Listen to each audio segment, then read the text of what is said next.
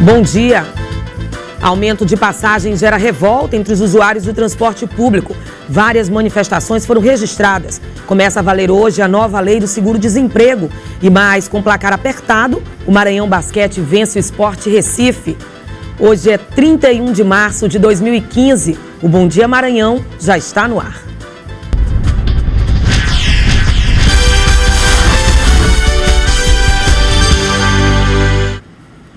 E a gente começa a edição de hoje falando do aumento das passagens de ônibus. Os usuários do transporte público não aceitam esse reajuste e vários protestos estão acontecendo na cidade. A concentração foi em frente à Biblioteca Benedito Leite. Aos poucos, o caos foi tomando conta do centro de São Luís. Na Praça Deodoro, estudantes sentaram no asfalto e impediram a passagem de carros e ônibus em uma das vias. A gente acha que esse aqui é só o primeiro passo. O que for necessário nós fazemos atos amanhã, depois de amanhã, até a tarifa ser reduzida e que não sejam o interesse dos patrões do SESC. Como forma de protesto, muitos pintaram o rosto nas cores verde e amarelo. Todos aqui acham desproporcional o reajuste das tarifas. 2 aumentos em menos de um ano. Isso não é justo. Nós pagamos uma passagem, eu pago 6 passagens por dia e não tem como os meus pais arcar com essa passagem. R$ 2,80 é muito dinheiro. Diversas classes estudantis da capital maranhense deram apoio ao manifesto. A gente não conhece os custos do transporte municipal, a planilha nunca foi divulgada, então é um movimento que é de toda a sociedade. Por volta das 5 da tarde, as centenas de pessoas começaram a se deslocar rumo à rua Rio Branco. Nem mesmo a chuva forte que caiu durante boa parte do percurso fez com que os manifestantes se dispersassem. Eles já estão atravessando aqui a Avenida Beira-Mar, interditando toda a via e seguem marchando com destino ao Palácio de Larra Vardieri, sede do governo municipal. Nas paradas, muitos usuários do transporte público à espera dos ônibus presos no engarrafamento. Na altura da ponte do São Francisco, os estudantes fecharam todos os sentidos, dando um nó no trânsito. Acho que deveria fazer uma manifestação, com certeza, que aumentar o preço fica prejudicial para o pessoal, entendeu? Mas a gente não tem nada a ver. Mas teve também motorista que deu razão a esse protesto. Isso é uma briga jovem, esses jovens estão certos. Essa exploração, essa condição atual de vida, né, que os governos estão ele aí dando os trocos, né? Que tudo que se faz é aumenta. Eles estão corretos. Nesse momento, os manifestantes formados em grande parte por estudantes se aglomeram aqui do lado de fora do Palácio de Larra Vardieri, aqui na Praça Dom Pedro II. A grande expectativa é que os representantes desse movimento sejam atendidos pela Prefeitura de São Luís para que possam chegar a um acordo com relação a esse reajuste nas passagens, que de acordo com os estudantes é encarada como uma prática completamente abusiva.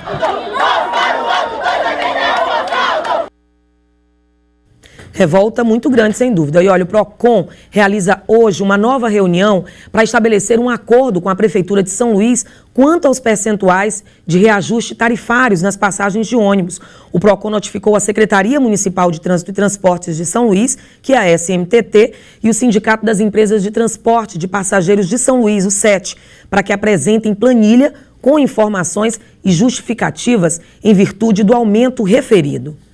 E ainda sobre o aumento das passagens de ônibus, eu converso agora com a promotora do consumidor, Lítia Cavalcante. Muito bom dia, seja bem-vinda primeiramente ao Bom Dia Maranhão. E aí a gente já mostrou ainda há pouco, a senhora pode conferir aí as imagens de revolta da população, dos usuários do transporte público. Esse aumento de 16%, ele é considerado abusivo, promotora? Ele é abusivo porque ele não reflete a qualidade do transporte. Há 9 meses houve um aumento e agora houve esse novo aumento. O que existe é uma desorganização geral do sistema de transporte, onde se passa diretamente para o usuário, perdendo a qualidade da modicidade da tarifa, qualquer tipo de alteração de mercado. Então, o que eles alegam? Houve aumento de combustível, houve aumento de rodoviários.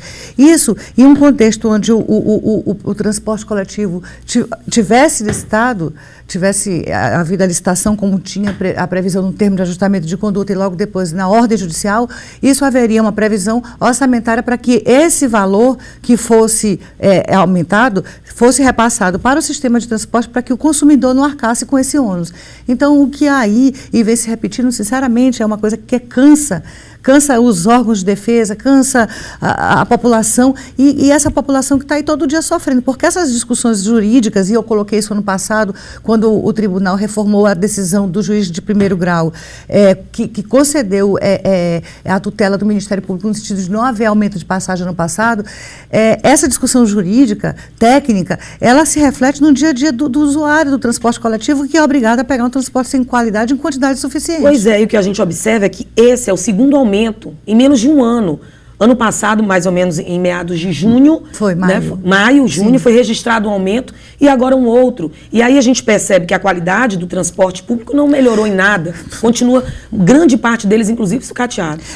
O que ocorre aí, o que se observa, inclusive eu preciso fazer essa nota de rodapé, o que ocorre. No Brasil, as prefeituras, as capitais onde não tem um sistema licitado, as prefeituras lutam para licitar. Aqui o que houve? Aqui há uma resistência sem fundamento de licitar o sistema. A gente vem com essa briga há 3 anos, desde 2010, mas a coisa se agravou agora, de 2012 para cá, infelizmente a gente tem que dizer isso.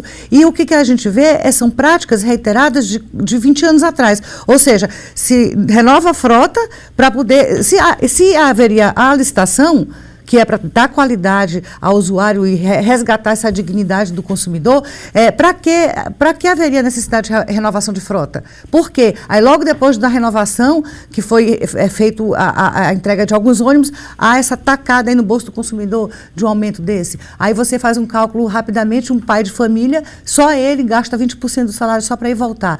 Aí se ele tem filhos, ele tem a mulher, e tal, quer dizer, fica o salário somente para pagar a passagem. E os empresários, como sempre, reclamando das perdas financeiras, né? O que ocorre aí é que é peculiar essa situação, porque no caso do sistema não há nenhuma peça processual deles.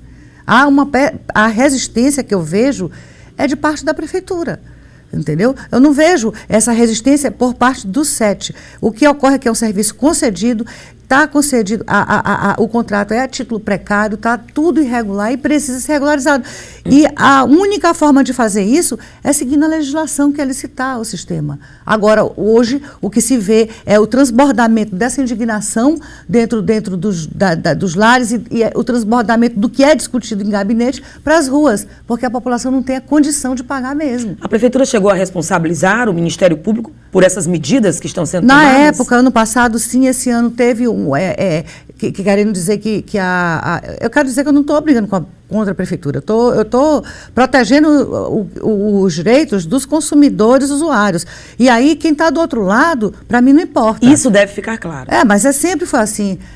Não é uma briga desigual, sim, porque nós somos, assim, contra grandes poderosos, grandes empresas, um poderio grande financeiro, é difícil. Mas o que ocorre? Nesse caso aí, a prefeitura que vem resistindo. E o que eu acho mais sério de tudo, e vou reiterar, é a questão do descumprimento da ordem. E isso hoje, na época, a gente pediu que fosse nomeado uma pessoa para cumprir a ordem, o juiz deferiu e tal, eles recorreram no tribunal. É todo o tempo recursos meramente protelatórios, e isso daí, para quem tem sensibilidade, sabe que o processo demora na justiça, mas o consumidor todo dia tem que pegar o ônibus, né? Então, essa briga jurídica... Gasta todo dia. Ela já gera, a morosidade já gera uma injustiça. Então, o que mais me espanta, assim, me causa, assim, uma incompreensão em termos de racionalidade, é a questão da desconsideração dos poderes. Nesse caso do transporte, se saiu atropelando todo mundo. Se atropelou o Ministério Público, quando o secretário vem e diz, olha, não vou cumprir termo de ajustamento de conduta, que é uma peça que o Ministério Público tem como primorosa, que tem aquele cuidado de formatar, e o que acontece agora, já que não cumpriram? Só eu vou lhe dizer, a questão da ordem judicial, que foi desconsiderado e desrespeitado o Poder Judiciário, a Câmara de Vereadores, que não foi ouvida, agora nesse caso da ordem judicial, porque a gente tem várias demandas, a briga é muito grande. A gente não queria tomar, na época, em novembro do ano passado, essa medida tão radical que era o pedido de intervenção, mas houve uma ordem judicial transitada de julgado que não foi cumprida. O juiz tinha dado mais 3 meses para cumprir e não cumpriu. Então, hoje, nós temos armas muito pesadas para fazer valer o conteúdo dessa ordem. E são armas que realmente a gente ponderou na época e pedimos a mais leve. E a Prefeitura, lá em 24 horas, revogou isso no Tribunal de Justiça. Então, agora a gente vai ter de entrar com as ações cabíveis, que no caso é improbidade. Aí já entra a questão da desobediência, aí entra a questão também aí sim, a intervenção constitucional.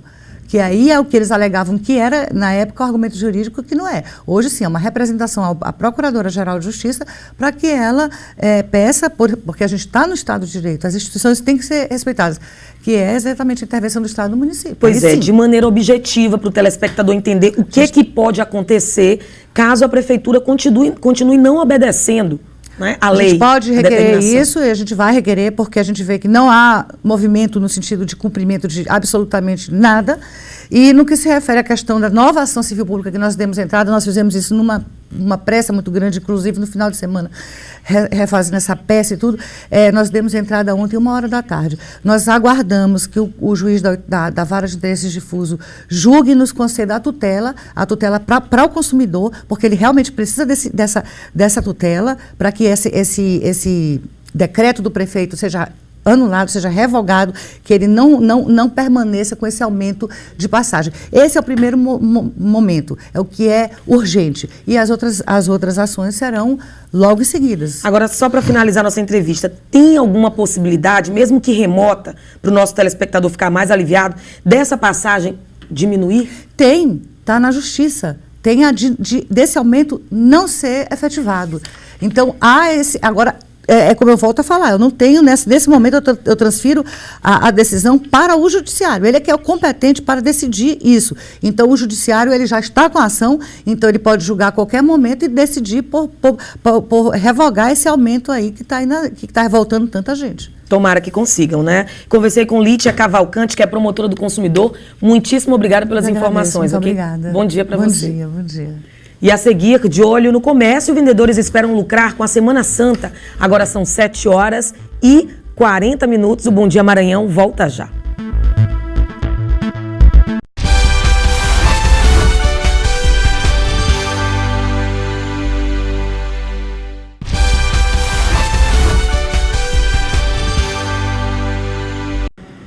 E a partir de hoje, o empregador terá de pedir seguro-desemprego para o empregado pela internet. É isso mesmo. Vamos saber mais sobre essa informação ao vivo com o repórter Eduardo Ericeira. Eduardo, fala pra gente, esse pedido de seguro será mais rápido agora? Bom dia. Olá, Helene, muito bom dia a você, bom dia a todos que acompanham, bom dia Maranhão, pelo menos essa é a ideia, não é isso? Com essa mudança da maior rapidez aí ao atendimento do pedido e também aí da maior segurança às informações dos seus trabalhadores aí por parte das empresas. O Ministério do Trabalho e Emprego já determinou que as empresas passem a preencher os requerimentos de seguro-desemprego pela internet. Assim, todo o trâmite envolvendo os seus empregadores será feito por meio de um aplicativo que estará disponível na própria página da internet, no site do Ministério do Trabalho e Emprego. E atenção, essa medida já começa a valer dia 1º de abril, portanto, essa mudança aí imposta pelo Ministério do Trabalho e Emprego já a partir de amanhã. Eliane. Obrigada, Eduardo. Bom dia, bom trabalho para você.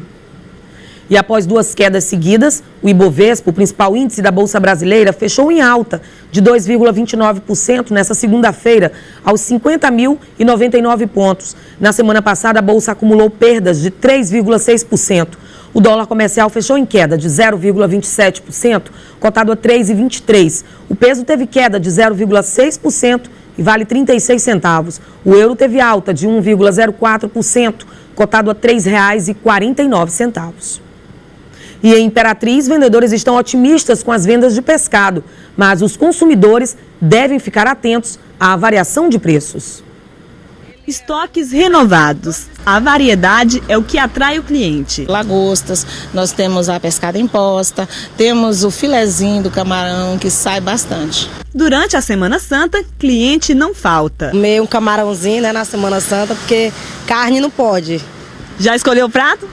Já, sim, fazer um bobozinho de camarão. Para ajudar os consumidores, o Procon, esta semana, divulgou o levantamento no preço do pescado em Imperatriz.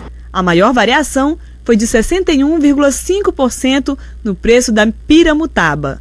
O peixe custa R$ 10,00 em um estabelecimento e salta para R$ 25,99 em outro. A menor variação foi no tucunaré, em 5,6%, com diferença de apenas R$ 1,00 de um local para outro. Se a escolha for a lagosta, o consumidor vai pagar em média R$ 60,00 no quilo. O filé do pescado sai a R$ 25,00. Carne do caranguejo, R$ 40,00. Mas quem gosta mesmo daquele camarão rosado vai pagar em média R$ 60,00 no quilo. Por dia, chegam a ser comercializados 250 quilos de mariscos. Durante toda a semana, esse valor chega a 150 mil. E o produto mais procurado pelos consumidores é o camarão. Este ano, os vendedores estão mais animados. Caso as vendas atinjam os mesmos valores do ano passado, eles estarão satisfeitos. O ano passado foi bom, né? Mas esse ano nós estamos querendo bater o recorde, né? Em venda, né? Melhorar mais ainda. Para os católicos, o jejum de carne vermelha deve ser feito durante toda a Semana Santa, principalmente na quinta e sexta-feira, onde relembram a crucificação e morte de Cristo.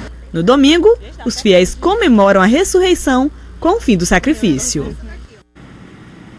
E a Polícia Rodoviária Federal inicia hoje em todo o país a Operação Semana Santa.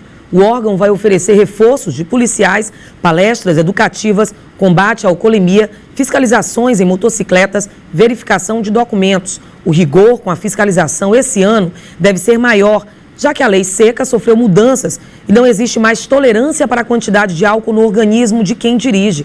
O objetivo principal da operação é diminuir o número de acidentes e vítimas e segue até o próximo dia 4 de abril. E a seguir, Maranhão Basquete vence o Sport Recife e garante vaga nas semifinais. O Bom Dia Maranhão volta já.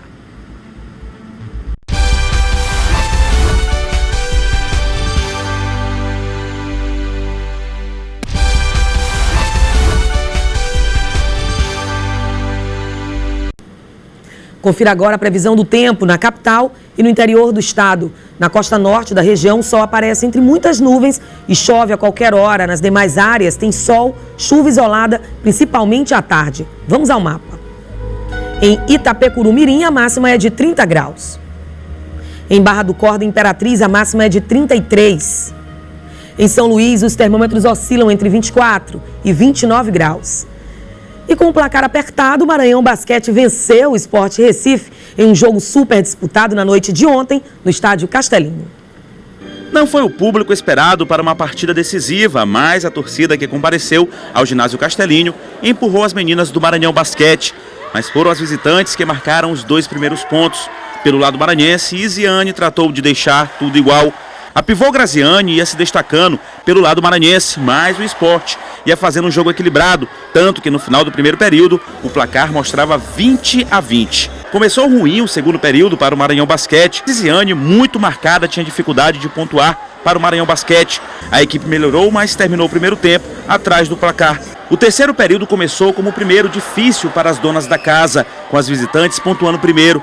O Sport ia conseguindo importantes cestas de 3 pontos. No quarto e último período, o Maranhão Basquete acordou e trouxe a torcida junto. Faltando menos de 30 segundos, a diferença era de apenas 3 pontos. Mas no final deu tudo certo para as maranhenses.